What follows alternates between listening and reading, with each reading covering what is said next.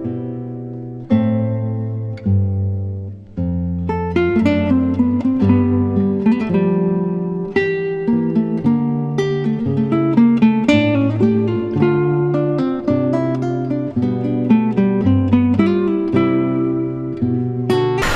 বন্ধুরা, অর্জুন গার্মেন্টস টিপসে আপনাকে স্বাগত।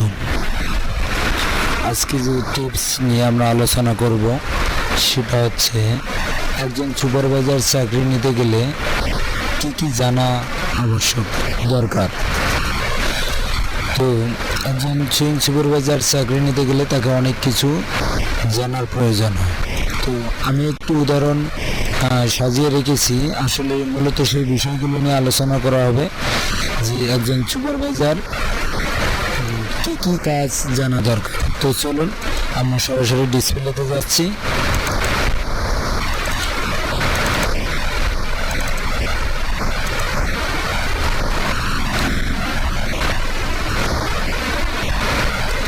আমি একটি উদাহরণ এখানে সাজিয়ে রেখেছি, জাস্ট এগুলো আলোচনা করব।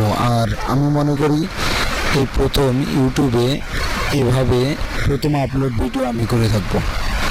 তো একজন সুইং সুপারভাইজার চাকরি নিতে গেলে কি কি জানা দরকার আসুন আমরা জেনে নিচ্ছি। 1 নম্বর, এইচআর থেকে আপনাকে গেটে প্রশ্ন করতে পারে। আপনি চাকরি নিতে গেলে কোনো না কোনো গেটে যেতে হবে, তো সেখান থেকে আপনাকে প্রশ্ন করতে পারে। যেমন 1 নম্বর হচ্ছে আগে কোথায় চাকরি করেছে, দ্বিতীয়ত হচ্ছে সিভি দেখে, মানে আপনি আগে কোথায় চাকরি করেছেন, আপনার এক্সপিরিয়েন্স কি। দ্বিতীয়ত হচ্ছে অবশ্যই আপনি চাকরি নিতে গেলে সিভির প্রয়োজন হয়, তো আপনাকে অবশ্যই সেই সিভি দেখাতে হবে। দ্বিতীয়ত ডিএসইউ কি, ডিএসইউ কি বুঝো। আসলে ডিএসইউ এর পূর্ণরূপ হচ্ছে ডিফেক্ট পার 100 ইউনিট। তৃতীয়ত হচ্ছে ফ্যাটলগ মেশিনে কত নিডেল, কয় নাম্বার নিডেল ব্যবহার করা হয়। তো আপনি যদি ফ্যাটলগ মেশিনে কয় নাম্বার নিডেল ব্যবহার করা হয় যদি আপনারা না জেনে থাকেন, তো আপনার সেখানে চাকরি হচ্ছে না। কারণ আপনি যদি কাজ বুঝেন, মেশিন সম্পর্কে আপনার ধারণা থাকে, তো অবশ্যই আপনি বলতে পারবেন। তো আমরা সাধারণত সুইংয়ের ক্ষেত্রে 10 অথবা 11 ব্যবহার করে থাকি। 4 নম্বর হচ্ছে ফ্যাটলগ মেশিনের নিডেলের নাম কি। আসলে এটা ভেরি ইম্পর্টেন্ট। তো অবশ্যই এই ধরনের প্রশ্ন আপনাকে ধরবে এসআর থেকে যখন আপনি গেটে যাবেন। ফ্যাটলগ মেশিনের নিডেলের নাম কি, এটা একটা কমন, তো আপনাকে অবশ্যই জানতে হবে। আসলে আমরা ফ্যাটলগ মেশিনের নিডেলের সংকেত হচ্ছে UYX, এটা হচ্ছে নিডেলের সংকেত। এই সংকেতের মাধ্যমে গার্মেন্টসের সকল প্রকার নিডেল ব্যবহার করা হয়ে থাকে প্রত্যেকটা, যেমন ওভারলক, ফ্যাটলগ, প্লেন, প্রত্যেকটা নিডেলেরই একটি করে সংকেত আছে। তো আসুন 5 নম্বরে যাচ্ছি আমরা। এবার লিখিত পরীক্ষার পালা। যখন আপনার গেটে এসব প্রশ্নের উত্তর আপনি দিতে পারবেন, তারপরেই আপনাকে ভিতরে নিয়ে যাওয়া হবে লিখিত পরীক্ষার জন্য। লিখিত পরীক্ষা অনেক ধরনের প্রশ্ন সেখানে থাকবে, কমন, আনকমন, এগুলো থাকবে।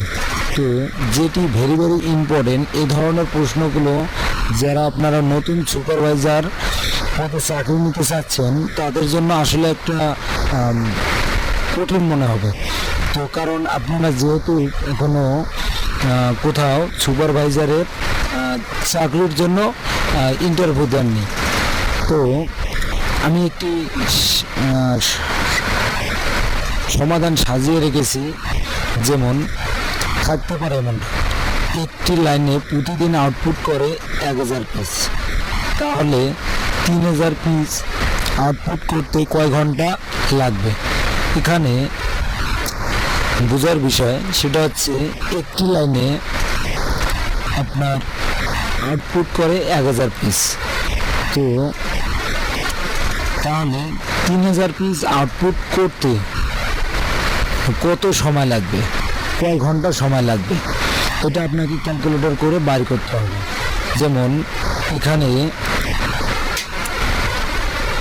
যদি সারাদিনে 1000 পিস আউটপুট করে, তো সাধারণত ডিউটি হয় 8 ঘন্টা, 8টা থেকে 5টা পর্যন্ত।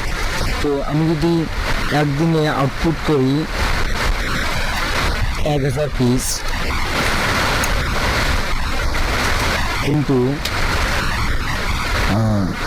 যদি আমরা 3 দিন দেই ইন্টু 3 ইকুয়াল টু আপনার আসতেছে কত, 3000 পিস।